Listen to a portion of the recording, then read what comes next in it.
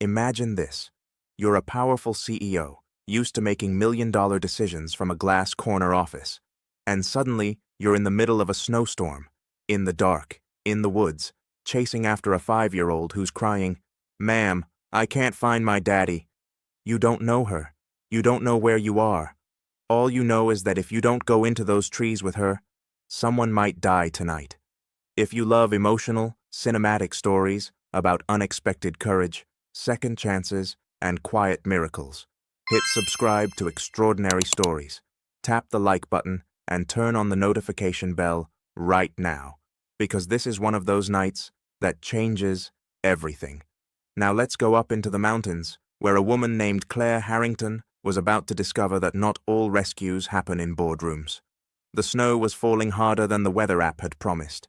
Claire narrowed her eyes at the twisting mountain road ahead, wipers beating a steady rhythm as the SUV crawled through the white. The forest pressed close on both sides, dark pines loaded with snow, branches bending low like silent witnesses. The headlights cut a narrow tunnel of visibility. Beyond that, everything was just gray. She should have flown.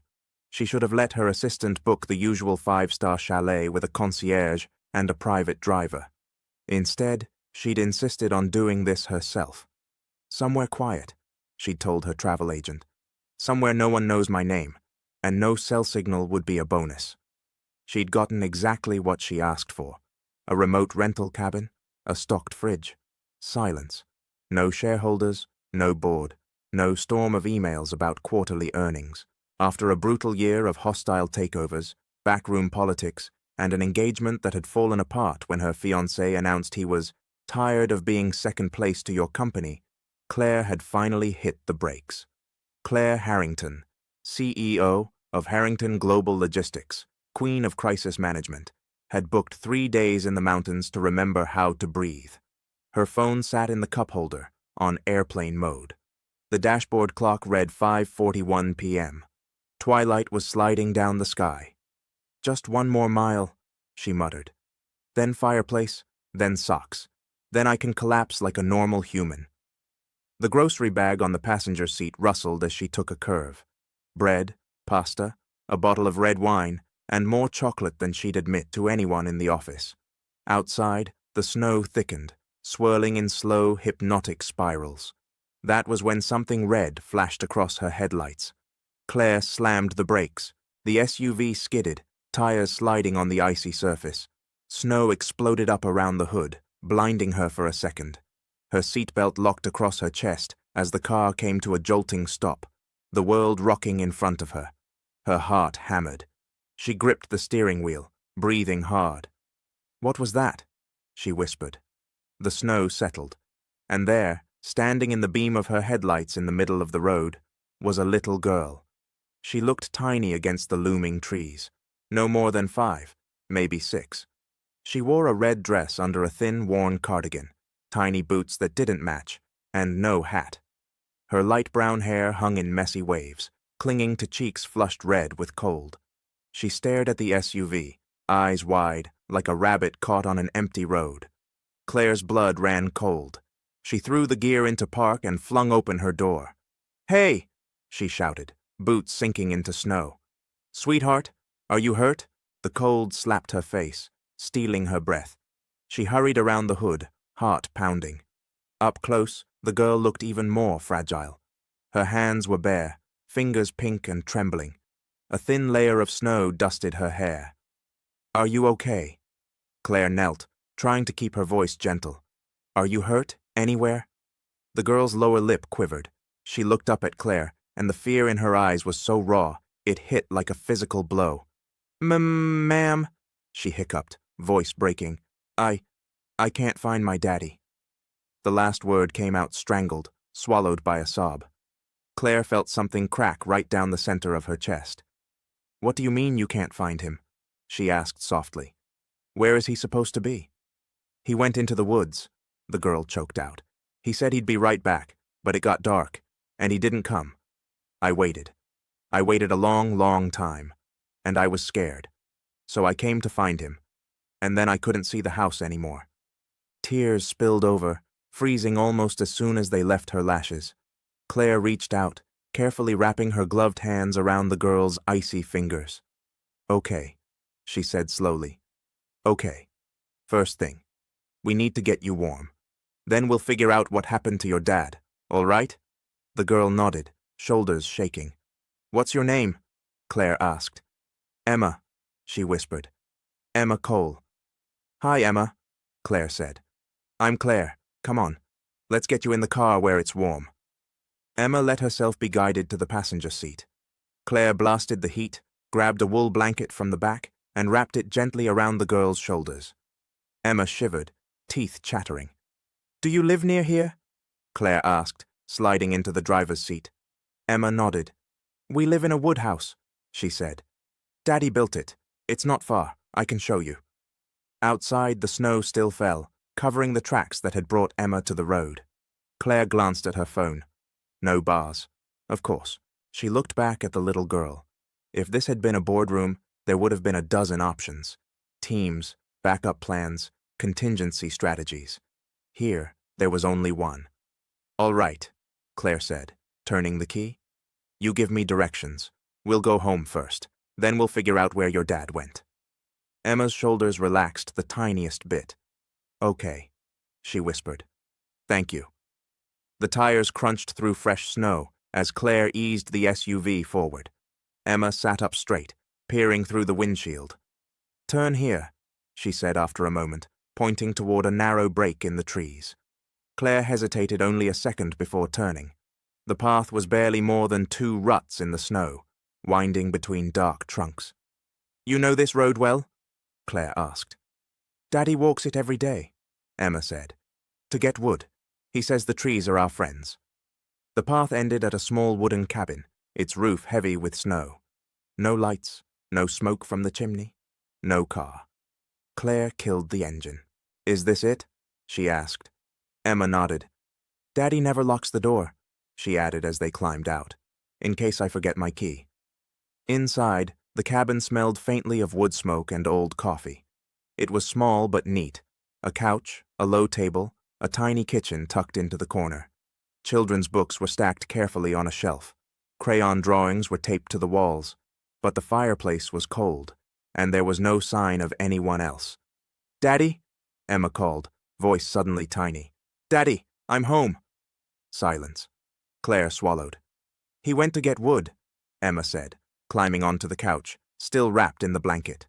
Her voice trembled. "He always goes before dark, to the big tree that looks broken. He said he'd be back fast." Claire went to the window. Outside, the snow blurred everything into gray.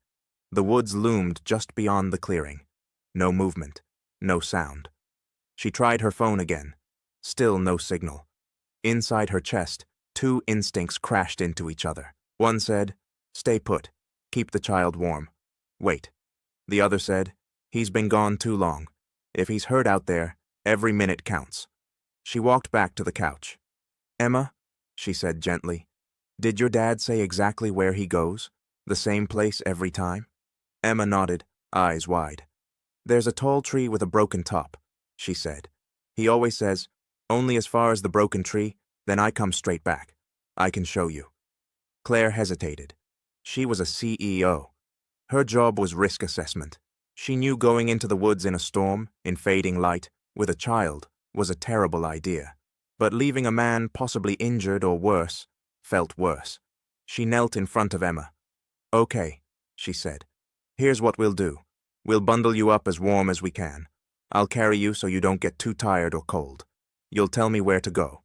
But if at any point you feel scared or it feels wrong, you tell me, and we come straight back. All right?" Emma nodded quickly. "Yes, ma'am. And you never, ever let go of me," Claire added. "Deal?" "Deal," Emma whispered. Claire found a thicker coat hanging by the door and wrapped it around the girl, tucking the blanket inside for extra warmth. She grabbed her own coat, switched on the flashlight on her phone, and slid it into her gloved hand. "Ready?" she asked. Emma reached up and wrapped her arms around Claire's neck, legs hooking around her waist. "I'm not scared when you're here," she whispered into her ear. Claire's throat tightened. "Then I'll stay," she said. Let's go find your dad. She opened the door. Cold slashed across her face. The forest waited, dark, layered, complicated. For once in her life, Claire wasn't walking toward a negotiation or a deal. She was walking toward the unknown for someone she'd met exactly 30 minutes ago. And somehow, it felt like the most important mission of her life. The woods swallowed them almost immediately. Snow muffled every sound, turning broken branches into soft shapes, hiding roots beneath a blanket of white. The pine trees stood tall and silent, heavy with snow, their branches forming a dark canopy overhead.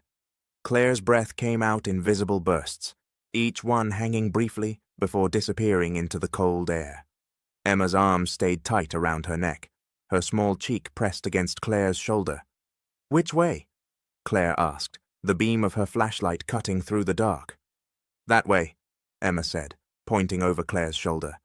"To the tall tree that looks broken." Claire pushed forward, boots sinking with each step. Her arms ached from carrying Emma, but she refused to put the girl down in the deep snow. "You and your dad live here all the time?" she asked, partly to keep Emma talking, partly to distract herself from the gnawing worry twisting in her gut. "Uh-huh," Emma said. "It's just us. Daddy says the woods are quieter than the city and cheaper than an apartment. He can fix anything. He fixes cars and wires and broken things. He fixed my mittens, too." "Your mittens?" Claire asked. Emma nodded against her shoulder. "They had holes. He sewed them with red string, but I forgot them today. I was playing and then he went to get wood and then—" Her voice wobbled. "It's okay," Claire said softly. "We're going to find him." She didn't add alive out loud, but the word echoed in her mind. 10 steps. 20. 30. "There," Emma whispered suddenly. Claire lifted the flashlight.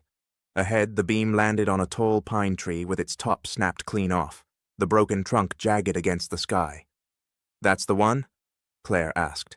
Emma nodded. "Okay," Claire murmured. "Now where would your dad go from here?" Before Emma could answer, the flashlight beam slid lower, and Claire's stomach lurched. In the snow ahead of them was a long, uneven trail, like something heavy had been dragged. The mark cut through the fresh snow, leading away from the tree down a small slope. At the end of the trail, the light caught the shape of a body. "Daddy?" Emma gasped, her whole body tensing. Claire's heart slammed against her ribs. "Hang on," she said, forcing her legs to move faster. She reached the figure and went down to her knees, carefully setting Emma on a patch of flattened snow. A man lay on his side, half covered by fresh snow. His coat was dusted white, his hair plastered to his forehead with frozen blood. Wood was scattered around him, split logs and broken branches. "Daddy!" Emma screamed, scrambling toward him. Claire caught her gently. "Easy, Emma. Let me check him first, okay?" The girl gulped back a sob and nodded, trembling. Claire leaned in, brushing snow away from the man's face. He looked to be in his mid-30s, strong jaw, dark stubble, lashes dusted with ice. A long, ugly gash cut across his temple, crusted with dried blood. "Sir?" Claire said, her voice shaking. "Can you hear me?" No response. She pressed 2 fingers against his neck, counting. 1, 2, 3. A pulse. Slow. Faint. But there. "Thank God," she whispered. "Is he alive?" Emma pleaded, clutching at Claire's arm. "Yes," Claire said immediately. "He is, but he's very cold, and he's been out here too long. We need to get him somewhere warm fast." She slid her arms under his shoulders and tried to drag him up the slope. He was heavy, solid, dead weight. The frozen ground offered no help. She managed to pull him maybe a few feet before her muscles screamed in protest. Her lungs burned. Sweat prickled at the back of her neck despite the cold. "I can't," she gasped, collapsing to her knees. "Not by myself." Emma's eyes were huge in the flashlight beam. "What do we do?" she whimpered. "We can't leave him." Claire looked down at the man, at the father who had gone into the woods to get firewood so his daughter wouldn't be cold. Then she looked at Emma. Every decision she'd ever made in a boardroom had come down to this question. What's the smartest move? Right now, there was only one move. "We go get help," Claire said firmly. "Right now." Emma's face crumpled. "But," It's the only way to save him, Claire said, cupping the girl's face in her gloved hands. We can't carry him alone. We need someone stronger, someone with a truck. I promise you, I am not giving up on your dad. But we have to move fast. Emma swallowed, then nodded, wiping her nose with the back of her hand. Okay, she whispered. Okay. Claire scooped her up again, turned, and ran. Branches grabbed at her coat. Snow clawed at her boots. Her breath came in ragged gasps, the flashlight jerking wildly as she navigated back through the trees. Almost there, she panted. Hold on, Emma. The trees thinned. The cabin appeared, then the road beyond it. They burst out of the forest and onto the roadside, where the silence was almost shocking. No cars, no distant engines, just snow falling, soft and relentless. Come on, Claire urged the universe, spinning in place. Come on, come on. For a moment, there was nothing. Then, far down the road, two faint lights appeared. Headlights. She stepped out onto the road, heart hammering. As the vehicle drew closer, she raised both arms and waved like her life depended on it. Stop, please, she shouted, her voice breaking in the cold air. The truck slowed, then pulled over. It was a county patrol SUV, snow chains on the tires, logo half covered in slush. The driver's window rolled down, revealing a man in uniform with tired eyes and a knit cap pulled low. Ma'am, are you all right? He called. Is the child hurt? We're okay, Claire said, breathless. But there's a man in the woods, Emma's father. He's injured, head wound. He's unconscious. You have to help us, please. The officer's expression sharpened in an instant. Show me, he said, cutting the engine and stepping out. I'll radio for backup on the way. He spoke quickly into his radio, then gestured. You lead. I'll follow. Together they plunged back into the trees. Emma clung to Claire's neck, her face pressed into her shoulder, whispering over and over, Please be okay. Please be okay. Please be okay. When they reached the fallen man, the officer immediately kneeled beside him, checking his pulse, his breathing. Still alive, he confirmed. That's something. Between the two of them, they managed to lift him, one arm over each of their shoulders, his weight heavy but manageable now. Step by step, they carried him back through the trees. By the time they reached the cabin, Claire's arms were numb, and her legs felt like they might give out. But inside, with the man stretched out on the couch, the officer's presence grounded her. I'll stay until he wakes up, the officer said, after examining him more thoroughly. No obvious spinal damage, just the head injury, and some bruised ribs by the look of it. If he doesn't come around in a few hours, I'll radio for a medical evac. Thank you, Claire said, meaning it more than she'd ever meant to thank you in her life. The officer tipped his hat slightly and sat on a chair by the door, talking quietly into his radio. Claire turned back to the couch. Emma sat on the floor beside her father, tiny hand wrapped around his larger one, eyes red and puffy, but determinedly open. Daddy, she whispered, please wake up. I was so scared. His chest rose and fell, slow and steady. Claire moved into the small kitchenette, rummaging through cupboards. She found canned soup, pasta, tea bags. Nothing fancy, but enough. She heated water on the gas stove, made tea, and poured it into a chipped mug. Her own hands shook as she moved around the cramped space. On a small table near the couch sat a worn wooden picture frame. Curiosity tugged at her. She picked it up. The photo inside showed the same man, younger, laughing, with his arm around a woman with bright eyes and a messy bun. Between them, a toddler version of Emma grinned at the camera, cheeks round and sticky, clutching a stuffed rabbit. Claire set the frame back down gently.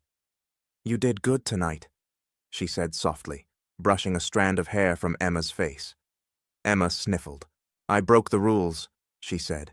Daddy said never go out after dark. But I waited and waited, and it got really dark, and he didn't come, and I thought maybe he was lost. You were brave, Claire said. You came to find help. You saved him. Outside, the wind howled, rattling the windows. Inside, the fire she'd coaxed to life crackled in the hearth, casting warm light across the room. The officer eventually left, confident the man was stable and promising to check in after his shift. Night deepened. At some point, Emma fell asleep with her head on her father's arm, fingers still curled around his. Claire sat in an old armchair by the fire, watching them.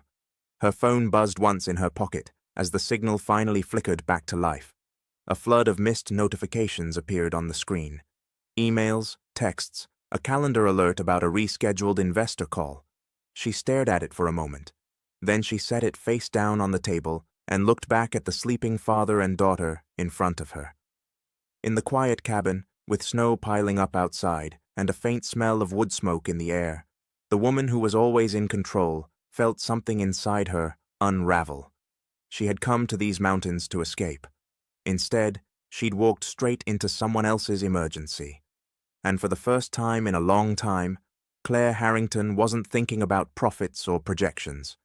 She was thinking about a little girl who'd run into the snow calling, "Ma'am, I can't find my daddy," and how that cry had somehow found the one part of her heart that still remembered what it meant to care. Morning crept into the cabin slowly. Pale light seeped through thin curtains, turning the cold glass of the windows into rectangles of soft gray. The fire had died down to embers, but a gentle warmth still lingered in the air. Claire woke with a start, neck stiff from sleeping in the armchair. For a second she didn't know where she was. Then she saw Emma. The little girl was curled in the armchair opposite hers now, wrapped in the blanket Claire had given her, mouth slightly open as she breathed softly. On the couch, the man stirred. Claire straightened, heart jumping. His brows drew together, lashes fluttering. With visible effort, he dragged himself up from the fog of unconsciousness and blinked at the low ceiling. He winced. "Ow," he muttered, lifting a hand automatically to his head. "Easy," Claire said, standing and stepping closer. "You hit your head. Hard." He turned his head toward the voice. For a moment, his gaze was unfocused. Then it locked onto her. First confusion, then caution. Then a faint, polite embarrassment. "Where?" His voice was rough. "You're not my usual hallucination." Claire almost laughed. "You're in your cabin," she said. "I'm Claire Harrington. I almost hit your daughter with my car on the road last night. She told me you hadn't come back, so we went looking for you. You were lying near a tree. You slipped, hit your head. There was a lot of blood. We dragged you back here with help from a patrol officer." Bits of the night seemed to slot into place behind his eyes. "Emma," he rasped, looking around frantically. "She's right there," Claire said, gesturing. The girl slept on, oblivious. His shoulders slumped with relief. "Thank God," he whispered. He tried to sit up further, but a sharp pain in his ribs made him wince and fall back against the cushions. "Take it slow," Claire said. "You've got a nasty cut on your head and some impressive bruises. I cleaned it as best I could. If you start feeling dizzy or sick, we're getting you to a hospital, whether you like it or not." He studied her. "You did all that?" he asked. "You're welcome," she said lightly, then softened her tone. "I was already nearby. It was the least I could do." He looked from her tailored coat, now draped over a chair, to her polished boots drying by the hearth, to the way she stood, tall, straight, controlled. She looked like she belonged in a high-rise, not in his drafty cabin. "I don't get many visitors," he said, voice quieter now, "and certainly not ones who look like they just walked out of a magazine." "Don't let the coat fool you," Claire said. "I'm really just a woman who got in over her head with a GPS and a snowstorm." He smiled faintly, then winced again, pressing a hand lightly to his ribs. "Careful," she said. "Broken ribs are terrible dinner company." "Is that a medical opinion?" he asked. "Personal," she replied. "I once tried snowboarding to impress a very stupid boyfriend. That got a small, genuine laugh out of him." "Point taken," he said. He looked at her for a moment longer, then seemed to remember his manners. "I'm Jack," he said. "Jack Cole, Emma's dad, and apparently, your very clumsy woodland neighbor." "Nice to meet you, Jack," Claire said. "Under less terrifying circumstances, I hope." He glanced around the room, at the rekindled fire, at Emma snug in the blanket, at the 2 bowls drying near the sink. "You stayed," he observed. "There was a storm," she said. and a sleeping child, and an unconscious man. Didn't seem like the best time to head back to my rental cabin. He looked at her differently then, not just as a stranger, but as someone who had made a choice. "Thank you," he said, and the words carried weight. "You're welcome," she replied, "and for the record, your daughter is the bravest 5-year-old I've ever met." He smiled softly, gaze drifting to Emma. "Her mom was brave," he said. "I think she got it from her." Claire's chest tightened. "Your wife?" "Died," Jack said quietly. 2 years ago, car accident in the city. 1 minute we were all leaving the grocery store. The next..." He swallowed. "Everything was different." "I'm so sorry," Claire said. "Everyone says that," he replied. But there was no bitterness in his voice, just a tired kindness. "I know they mean well. We moved up here afterward. The city was too loud, too many ghosts." "You live out here full-time?" she asked. He nodded. "I pick up odd jobs, fixing cars, wiring, chopping wood for people who don't want to do it themselves. It's not glamorous, but it keeps us afloat. And the woods..." He looked out at the snow-covered trees. "They're honest. They don't pretend to be anything they're not." Claire thought of glass elevators, conference calls, carefully worded emails. "Honesty is underrated," she murmured. He studied her again. "And you?" he asked. "You passed through here on your way to..." "Where?" "A rental cabin a mile up the road," she said. "Little designer place with a hot tub and a wine fridge. I came to unplug." "From what?" he asked, genuinely curious. She hesitated. "From power, from pressure, from always being the strongest person in the room. From everything," she said finally. He didn't push. Emma stirred in the armchair, stretching like a cat waking from a long nap. "Daddy?" she mumbled. Jack's gaze snapped to her. "Hey, Bug," he said softly. "I'm here." Her eyes flew open. In an instant she was off the chair and at his side, flinging herself onto the couch and into his arms. "You scared me," she accused, bursting into fresh tears. "You didn't come back and it got dark, and I went to find you, and I met Claire, and we went into the woods, and you were sleeping in the snow, and I thought maybe you went to heaven like Mommy, and..." "Hey, hey," he soothed, hugging her tightly despite the pain in his ribs. "I'm here. I'm okay. You did so well, Emmy. You were so brave." "She saved you," Emma sniffled, pointing at Claire. "She found me, and she went into the woods, and she ran really fast. Faster than the snow." Jack looked at Claire with something like awe. "Thank you," he said again, voice rough. "I just followed her directions," Claire replied. "She was the one who refused to give up on you." Later, after Jack had eaten some soup and managed to sit up without swaying, Claire moved to the door, glancing out at the road. "I should get back to my cabin," she said. "The main road will be clearer now, and you need to rest." Jack nodded, though something flickered behind his eyes. "Of course," he said. "You've already done more than enough." Emma's face fell. "You're leaving?" she asked. "Already?" "I'll be nearby," Claire said, crouching to her level. "Just up the road, and I have a feeling your dad won't let you wander into the woods alone again anytime soon." Emma pouted. "Can you come back?" "Emma," Jack began. "It's okay," Claire said quickly, giving him a small smile. She reached into her coat pocket and pulled out a simple white business card. Not the glossy corporate ones her assistant handed out, just her name and a personal email in blue ink. She hesitated for a second, then scribbled her cell number on the back and handed it to Jack. "If you need anything," she said, "or if Emma wants more stories that don't involve nearly getting run over, call me. I'm here until Monday." He took the card carefully, as if it might break. "I don't have much to offer," he said quietly. "Just a lot of trees, a temperamental generator, and a kid who thinks paper snowflakes can fix the world." Claire felt a smile tug at her lips. "That sounds like more than most people I know," she said. "For what it's worth." Emma disappeared into her small bedroom and reappeared clutching something in both hands. "Wait!" she cried, breathless.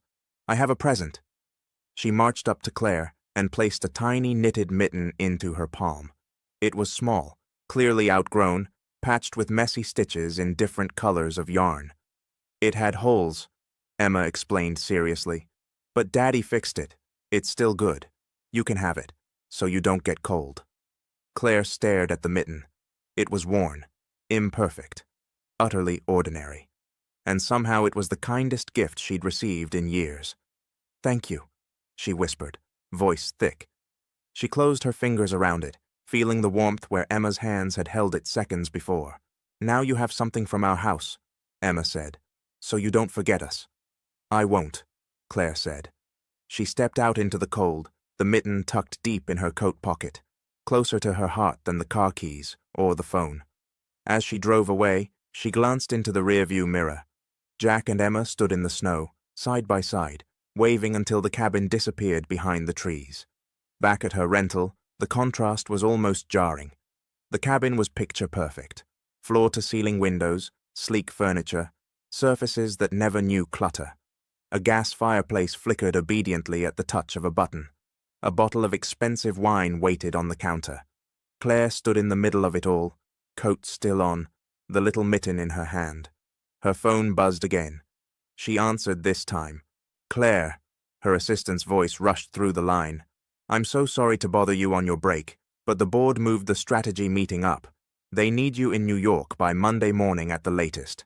There's also a situation with the shareholders in London." "Of course there is," Claire murmured. "I can push some things, but not all," her assistant continued. "If we don't respond, they'll see it as weakness. Should I book you on the first flight out tomorrow?" Claire's eyes drifted to the mitten, to the frayed edges carefully stitched back together. "I'll text you in an hour," she said. "I need to check something." She hung up, set the phone down, and moved to the window. The world outside was all white and gold. The snow, the weak winter sun, the line of dark trees in the distance. Somewhere beyond those trees was a little cabin with a stubborn generator, a quiet man who fixed everything with his hands, and a girl who believed paper snowflakes and small mittens could change the world. Claire turned the mitten over in her hand. She had spent years stitching holes in a life that looked perfect from the outside and felt completely threadbare inside. "What am I doing?" she whispered. She grabbed her car keys before she could talk herself out of it. 15 minutes later, she was back on the narrow road, the SUV humming quietly, her heart pounding like it did before the biggest presentations of her career. At the familiar fork, she slowed. One way led down the mountain, toward the highway, the airport, New York, and the boardroom she knew like the back of her hand. The other way led back into the trees. She sat with the engine idling, fingers clenched on the steering wheel. Then she laughed once, softly. "Screw it," she said. She turned the wheel toward the woods. When she pulled into the clearing, she saw them immediately. Jack and Emma, bundled up, shovels in hand, clearing snow from the narrow path to their front door. Emma dropped her tiny shovel as soon as she recognized the SUV. "Claire!" she shrieked, launching herself forward through the snow. Jack straightened slowly, eyes wide, as Claire rolled down her window. She leaned out, snowflakes catching in her hair. "Hi," she called. I realized I forgot something." Jack took a few steps toward the car, brows knit. "What did you forget?" he asked. She smiled, smaller, more real than the ones she wore in press photos. "I'm not entirely sure yet," she said. "But I think I left it somewhere between your fireplace and your paper snowflakes. I was hoping you'd let me stick around long enough to find it." Jack's expression shifted, confusion melting into something warm and almost disbelieving. "You're welcome," he said slowly, "to stay as long as you need to. Look." Emma, oblivious to the quiet earthquake in the air, grabbed Claire's hand as she stepped out of the SUV. "Come see the snowman we made," she shouted. "He has a crooked nose, but Dad says that builds character." Claire laughed, letting herself be pulled forward. Inside, the cabin looked the same, but it felt different. Maybe it was her, the way she saw it now. Paper snowflakes fluttered in the window. A new log crackled in the fireplace. The wooden mug Jack handed her, carved by his own hands with her name scratched a little unevenly on the side, was the most precious thing she owned. That night, after Emma had fallen asleep in a cocoon of blankets, Jack and Claire sat by the fire, the wooden mug warm between her hands. "Back in the city," Jack asked quietly, "were you happy?" The question hit harder than she expected. "I was successful," she answered. "That's not what I asked," he said gently. She stared into the fire. "No," she admitted. "I wasn't.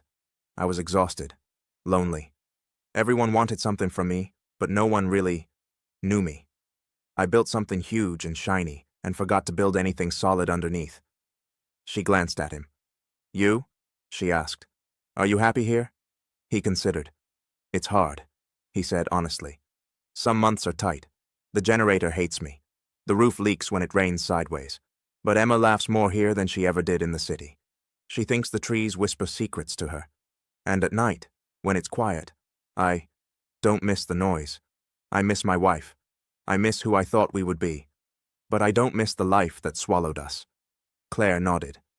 "Maybe I've spent too long inside the thing that swallowed me," she said. He didn't tell her what to do. He didn't offer inspirational quotes or empty advice.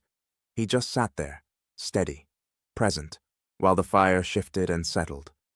The next morning, when Claire finally did drive down the mountain, to catch a flight, to face the board, to look her life in the eye, she carried 3 things with her: the knitted mitten, patched with love, the wooden mug with her name carved into it, and the knowledge that somewhere, in a small cabin in the woods, were 2 people who had seen her not as a CEO, not as a problem solver, but as a woman in a snowstorm who chose to stay. Months later, sitting in yet another meeting, in yet another glass room, she'd catch herself smiling at a memory. A little girl in a red dress, standing in the middle of a road, saying, "Ma'am, I can't find my daddy." And the feeling of her own feet moving before her brain could catch up. Not every decision that changes your life happens in a boardroom. Some of them happen in the dark, in the snow, with your arms full of a child who trusts you completely, and a heart that finally remembers what matters.